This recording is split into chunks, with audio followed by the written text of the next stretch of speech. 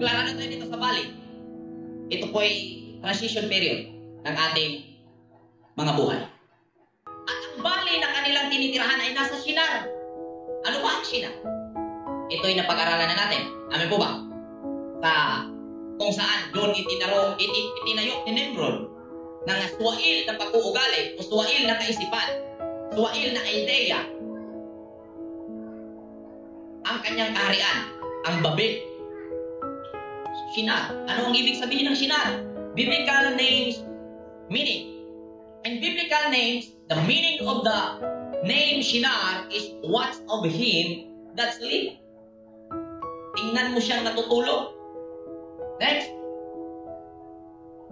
Ang etymology sa salitang Shinar. Ito. The name Shinar